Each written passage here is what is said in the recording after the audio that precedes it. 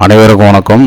Kumbakonam to Thanjavur புதிய NH36 NH45Cயில் இப்போ நம்ம பார்க்க போகிறது முக்கியமான ஒரு பகுதிங்க.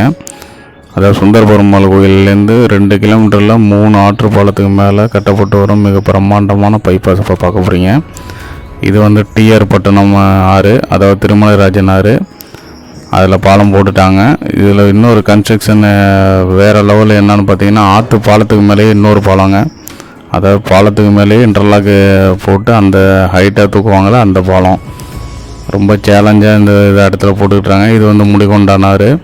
2வது இங்கே பாருங்கள், இந்த ஆற்று பாலத்துக்கு மேலே இன்னொரு பாலம் போடுறாங்க பாருங்கள், உயர்மட்ட பாலம் போடுறாங்களா. இது வரைக்கும் இது மாதிரி எங்கேயுமே நான் பார்த்ததில்ல. நீங்கள் பார்த்துருந்தீங்கன்னா கமெண்ட் பண்ணுங்கள். அதுக்கு அடுத்தது குடமுருட்டியார். இந்த ஆறுக்கு மேலேயும் பக்கத்துலேயே இன்டர்லாக்கு பாலம் அமைக்கிறாங்க. ரொம்ப சவாலான பகுதி. இந்த பகுதி இப்போ போட்டுக்கிட்டு இருக்காங்க. இந்த பாலம் இங்கே நடைபெறலை.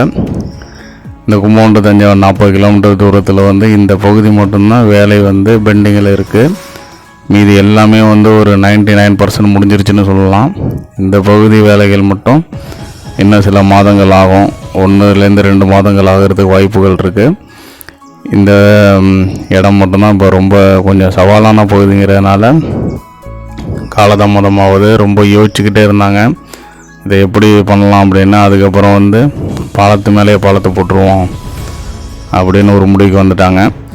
இது வந்து இது வரைக்கும் நீங்கள் வந்து எங்கேயுமே பார்த்துருக்க முடியாது. எங்கேயாவது இருந்துச்சுன்னா கமெண்ட் பண்ணுங்கள். நம்ம சப்ஸ்கிரைபர் வயசுக்கு தெரியாமல் இருக்காது. இது மாதிரி எங்கேயாவது பாலத்து மேலே பாலம் இருந்துச்சுன்னா கண்டிப்பாக கமெண்ட் பண்ணுங்கள். இங்கே பாருங்கள், இதுக்கப்புறம் ரோடு வந்து ரொம்ப முறையாக போயிட்டே இருக்குங்க. இதுக்கப்புறம் எந்த இடத்துலையும் பிரேக் இருக்காது. சின்ன சின்ன பால வேலைகள் வந்து நடந்துக்கிட்டு இருக்கோம். அதெல்லாம் 1 by 1 பார்ப்போம்.